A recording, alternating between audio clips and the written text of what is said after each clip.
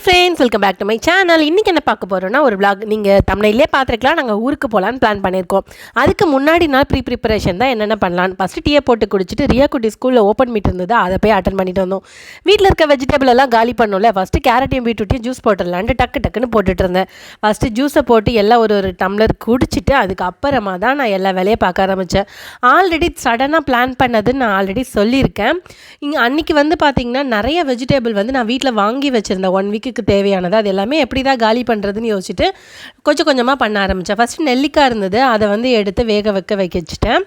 அப்புறம் இருக்கிற வெஜிடபிள்லாம் போட்டு ஒரு சாம்பார் சாதம், பிஸ்மிலை பாத், நீங்கள் எது வேணால் சொல்லிக்கலாம், செஞ்சிடலான்ட்டு. அதுக்குள்ளே ரியா குட்டிக்கு பசிக்குமேன்னு கேரட்டும் குக்கும்பரை கொஞ்சம் கட் பண்ணி கொடுத்துட்டு வேக வச்ச நெல்லிக்காவை ஓரமாக வச்சுட்டேன்.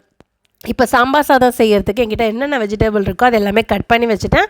கூட ஒரு வெங்காயம் ஒரு தக்காளி கட் பண்ணி வச்சுட்டேன்.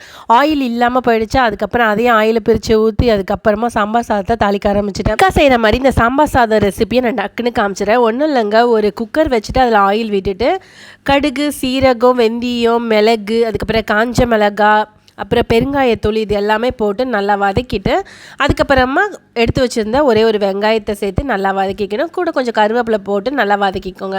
வெங்காயம் நல்லா சாஃப்டாகி வந்தாலே போதும். அதுக்கப்புறமா நம்ம கட் பண்ணி வச்சுருக்கிற வெஜிடபிள், என்கிட்ட அன்றைக்கி தக்காளி, ஸ்வீட் கார்ன், அதுக்கப்புறம் உருளைக்கிழங்கு, குக்கும்பர் கூட இருந்தது, அதையும் நான் சேர்த்துக்கிட்டேன். ஒரு கேரட்டும் சேர்த்துக்கிட்டேன். இது எல்லாமே ஆட் பண்ணி நல்லா மிக்ஸ் பண்ணிக்கோங்க. இது கூட என்கிட்ட கத்திரிக்காய் கூட இருந்தது, அதையும் நான் சேர்த்துக்கிட்டேன். இது எல்லாமே நல்லா மிக்ஸ் பண்ணிக்கணும். கூட மஞ்சத்தூள், சாம்பார் பொடியை நான் இந்த ஸ்டேஜ்லேயே சேர்த்துக்கிறேன். மஞ்சத்தூள் பார்த்திங்கன்னா 1/4 ஸ்பூன் சேர்த்துக்கிட்டேன். சாம்பார் பொடி ஒரு 3.5 ஸ்பூன் கிட்ட நான் சேர்த்துக்கிட்டேன். இது எல்லாமே நல்லா மிக்ஸ் பண்ணி விட்டுடணும்.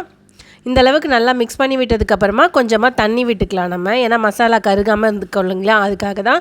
தக்காளி வதங்கினதுக்கப்புறம் தான் போடணுன்னு கிடையாது, நீங்கள் இந்த மாதிரியே சேர்த்துட்டிங்கன்னா அதுவே சூப்பராக வதங்கிடும்.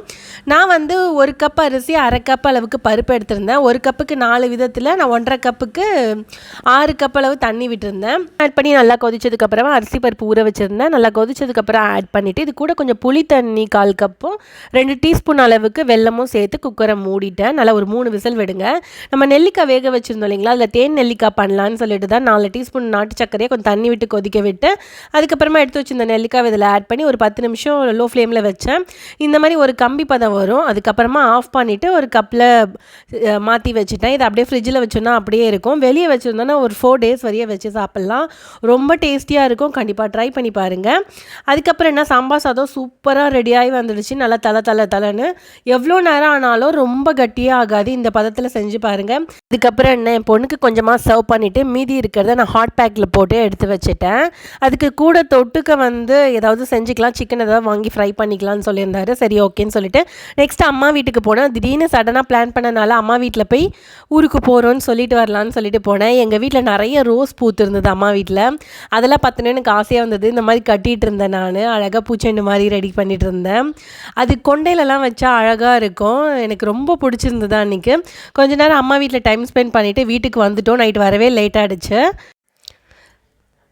மறுநாள் காலையிலேருந்து என்னால் வீடியோ எடுக்கவே முடியல. நீங்களே பார்த்துருப்பீங்க, நான் கிச்சனை க்ளீன் பண்ணுறது, வீட்டை க்ளீன் பண்ணுறதுலேயே முன்னாடி நாள் ஃபுல்லாக ஸ்பெண்ட் பண்ணிட்டேன்.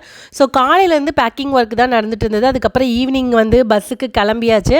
அம்மா ட்ராப் பண்ண வந்திருந்தாங்க. ரெடில்ஸ்லேருந்து தான் மூணார் பஸ்ஸு போகிறனால அங்கே போய் கொஞ்ச நேரம் நின்றுட்டு இருந்தோம். பஸ்ஸும் கரெக்ட் டைமுக்கு வந்துருச்சு. பஸ்ஸு மொக்கையாக இருக்கும் தான் நினச்சேன், பட் சூப்பராகவே இருந்தது. ரியா குட்டியோட ஃபஸ்ட்டு ட்ராவல், அதாவது லாங் ட்ராவல் கூட சொல்லலாம். ஃபஸ்ட் டைம் ரியா குட்டி பிறந்ததுக்கப்புறமா நாங்கள் லாங் ட்ராவல் போகிறோம்.